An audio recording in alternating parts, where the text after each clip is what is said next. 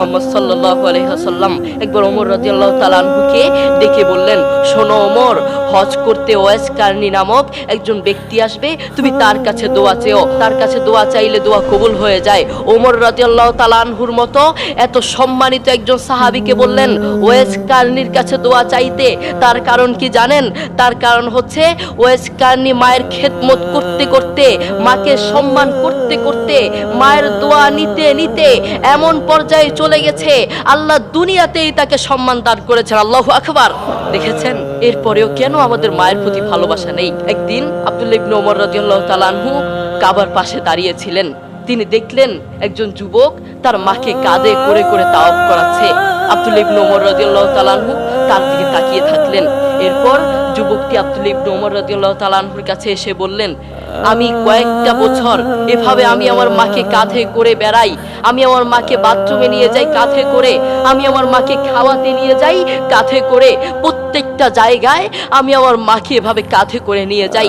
আপনি বলুন, আপনার কাছে আমার প্রশ্ন, আমি কি আমার মায়ের হক আদায় করতে পেরেছি? আমি কি আমার মায়ের হক আদায় করতে পেরেছি? আব্দুল্লাহ ইবনে ওমর রাদিয়াল্লাহু তাআলা আনহু কি বললেন জানেন? তোমার মা তোমাকে জন্ম দেওয়ার সময় কয়েক হাজার কষ্টের নিঃশ্বাস ছেড়েছে। তুমি যদি সেই কয়েক হাজার কষ্টের নিঃশ্বাস থেকে একটি কষ্টের নিঃশ্বাসের হক আদায় করার জন্য কিয়ামত পর্যন্ত তোমার মাকে এভাবে কাঁধে করে বয়ে বেড়াও, কিয়ামত পর্যন্ত একটা নিঃশ্বাসের হক আদায় করতে পারবে না। আল্লাহু আকবার। এই পৃথিবীতে আমাদের সবচেয়ে আপন এবং কাছের মানুষ কে? আমাদের মা এবং বাবা। তাদের চেয়ে আপনজন আর কেউ নেই। আমাদের উচিত তাদের সাথে সুন্দর ব্যবহার করা, তাদের সাথে সুন্দর আচরণ করা। বন্ধু, আমি তোমাকে বলতে চাই, সবসময় মায়ের পাশে থাকার চেষ্টা করবা, মায়ের খেদমত করার চেষ্টা করবা, মাকে সহযোগিতা করার চেষ্টা করবা। কখনো একটা কাজ করবা না। সেই কাজটা কি? সেই কাজটা হচ্ছে কখনো মায়ের বদদুয়া নেওয়ার চেষ্টা করবা না। বন্ধু মনে রেখো, দোস্ত মনে রেখো, মায়ের বদদুয়া নিয়েছো মানে তোমার পুরো লাইফ নষ্ট হয়ে যাবে, পুরো জীবন নষ্ট হয়ে যাবে। মনে রেখো, রাইফেলের গুলি মিস হতে পারে, মায়ের বদদুয়া মিস হতে পারে না, ঠিক কিনা? এই জন্য মায়ের কাছ থেকে কখনো বদদুয়া নেওয়া যাবে না। রাজি আছি ইনশাল্লাহ? আমরা কখনো মায়ের কাছ থেকে বদদুয়া নিব না, সবসময় দোয়া নেওয়ার চেষ্টা করব। তুমি যদি মায়ের কাছ থেকে দোয়া নাও, আল্লাহ সুবহানাহু ওয়া তাআলা তোমাকে দুনিয়াতেই আল্লাহর দয়ায় সম্মানিত করে ফেলবেন। এই জন্য ওমরের মতো সাহাবীকে বললেন ওয়াইস কারনীর কাছে দোয়া চাইতে। এই জন্য আমরা মায়ের দোয়া নিব, মায়ের সাথে সুন্দর আচরণ করবো। রাজি আছি ইনশাল্লাহ? আমরা মায়ের সাথে সবসময় সুন্দর আচরণ করার চেষ্টা করব। আপনি দেখেন, আপনার মা আপনাকে প্রকৃতভাবে ভালোবাসেন ভাই, আপনাকে নিজের জীবনের চেয়েও ভালোবাসেন। আর কাউকে ভালো না বাসলেও তার সন্তানকে ভালোবাসেন। আপনার বন্ধু আপনাকে স্বার্থের জন্য ভালোবাসে, যারা আপনার জন্য পাগল তারা আপনাকে স্বার্থের জন্য ভালোবাসে। আপনার প্রিয় মানুষ আপনাকে স্বার্থের জন্য ভালোবাসে। সারা পৃথিবীটাই ধোঁকা, আপনাকে সবাই স্বার্থের জন্য ভালোবাসে। আপনার প্রতিবেশী আপনার কাছে আসবে স্বার্থের জন্য, আপনার প্রিয় মানুষ আপনার কাছে আসবে স্বার্থের জন্য, আপনার ভালোবাসার মানুষ আপনার কাছে আসবে শুধুমাত্র স্বার্থের জন্য। সারা পৃথিবীটাই ধোঁকা ধোঁকা, সারা পৃথিবীটা আপনার থেকে নিতে চায়, কিন্তু আপনার মা আপনাকে নিজের জীবনের চেয়েও ভালোবাসে, কিন্তু সেটা আপনি জানেন না।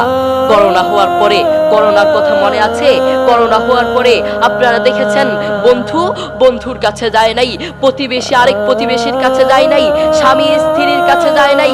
করোনা হওয়ার পরে বন্ধু বন্ধুর কাছে যায় নাই, বান্ধবী বান্ধবীর কাছে যায় নাই, এক বন্ধু আরেক বন্ধুর কাছে যায় নাই, প্রতিবেশী প্রতিবেশীর কাছে যায় নাই। কিন্তু এখন এই ইতিহাসের পাতা খুললে দেখা যায়, এখন ইতিহাস সাক্ষী আছে, মা তার ছেলেকে কাঁধে করে হাসপাতালে নিয়েছে। করোনা হওয়ার পরে বাবা তার ছেলেকে কাঁধে করে হাসপাতালে নিয়েছে। এখনো ইতিহাস সাক্ষী আছে, করোনা হওয়ার পরে মা তার ছেলেকে চুমু খেয়েছে। করোনা হওয়ার পরে বাবা তার ছেলের পাশে সারা রাত ছিল, ঠিক কিনা? এখনো ইতিহাস আছে, ইতিহাসের পাতা উল্টিয়ে দেখুন, এখনো ইতিহাসের সাক্ষী আছে। আপনার মা আপনাকে নিজের জীবনের চেয়েও ভালোবাসেন, কিন্তু সেই মায়ের প্রতি আপনার কোনো ভালোবাসা নেই, সেই বাবার প্রতি আপনার কোনো ভালোবাসা নেই। আপনি নাফরমান, আপনি কত বড় নাফরমান, আপনি নিজেকে প্রশ্ন করুন, আপনি কত বড় নাফরমান। যারা মা আছেন, বাবা আছেন, আপনাদের সন্তানদেরকে দেখে প্রশ্ন করবেন, বাবা আজ তো একটা মাস চলে গেল, আজ তো একটা বছর চলে গেল, কয়েকটা বছর চলে গেল, তুমি বলো তুমি কার জন্য দোয়া করেছো? তোমার মা আমি আমার জন্য দোয়া করেছো? তোমার বাবা আমি আমার জন্য দোয়া করেছো? সন্তান কি বলবে জানেন? আমি মা, দুঃখের বিষয়, আপনার জন্য আমি দোয়া করতে পারি নাই। বাবা, আপনার জন্য আমি দোয়া করতে পারি নাই। কি সন্তান আপনি জন্ম দিলেন, যেই সন্তান আপনার জন্য দোয়া করতে পারে না, ওটা সন্তান হতে পারে না। ওটার মতো নাফরমান আসমানের নিচে জমিনের উপরে আর একটা হতে পারে না, ঠিক কিনা? যেই সন্তান তার মায়ের জন্য দোয়া করতে পারে না, ওটা কিসের সন্তান হলো? এই জন্য আমরা সবসময় মায়ের খেদমত করার চেষ্টা করব, মায়ের কাছ থেকে দোয়া নেওয়ার চেষ্টা করব। বন্ধু, তুমি জানো, যুবক, তুমি জানো তোমার মা তোমাকে জন্ম দেওয়ার সময় কত কষ্ট করেছেন? সেই মায়ের জন্য তুমি দোয়া করতে জানো না।